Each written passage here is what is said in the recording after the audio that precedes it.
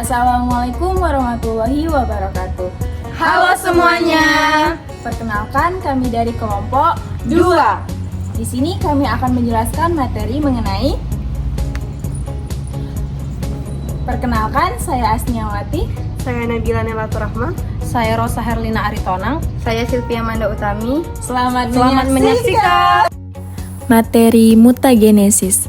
Sebelum kita lebih lanjut lagi mengenai apa itu mutagenesis, saya akan memperkenalkan anggota kelompok kami terlebih dahulu.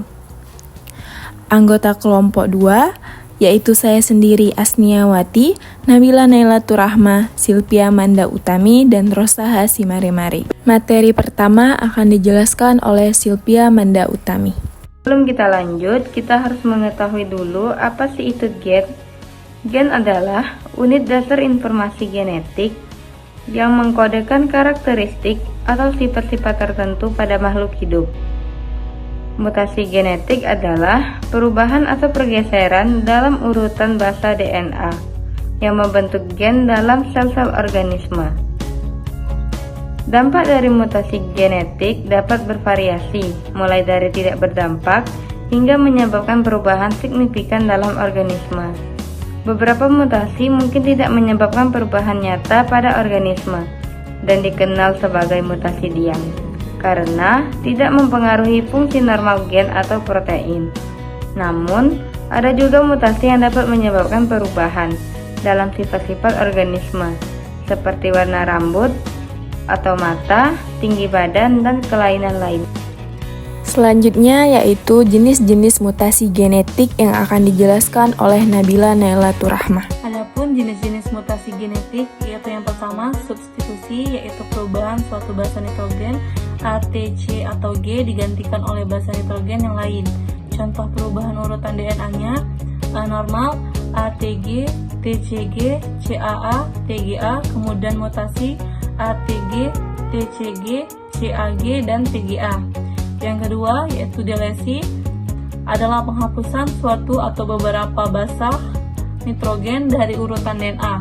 Contoh perubahan urutan DNA-nya yaitu normal ATG, TCG, CAA, dan TGA, kemudian mutasi ATG, CGC, AAT, dan GA. Materi selanjutnya akan dijelaskan oleh saya sendiri yaitu Asniawati. Yang ketiga yaitu insersi, penambahan satu atau beberapa basa nitrogen ke dalam urutan DNA.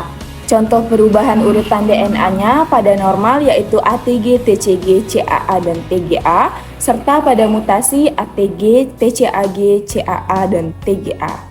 Yang keempat yaitu duplikasi. Jenis mutasinya penggandaan sebagian urutan DNA. Contoh perubahan urutan DNA-nya pada normal yaitu ATG, TCG, CAA, dan TGA, serta pada mutasi ATG, TCG, CAA, CAA, TGA. Materi selanjutnya akan dijelaskan oleh Rosa Hasimare-Mare. Jenis-jenis mutasi genetik yang kelima yaitu inversi, di mana inversi adalah pemutaran terbalik sebagian urutan DNA. Contoh perubahan urutan DNA yang pertama itu normal, ATG, TCG, CAA, dan TGA. Yang kedua yaitu mutasi, ATG, CGT, CAA, dan TGA. Kesimpulannya adalah, makhluk hidup yang mengalami mutasi genetik masih dapat melangsungkan kehidupannya tergantung pada seberapa serius mutasi tersebut dan seberapa baik organisme tersebut dapat menyesuaikan diri dengan perubahan genetik tersebut.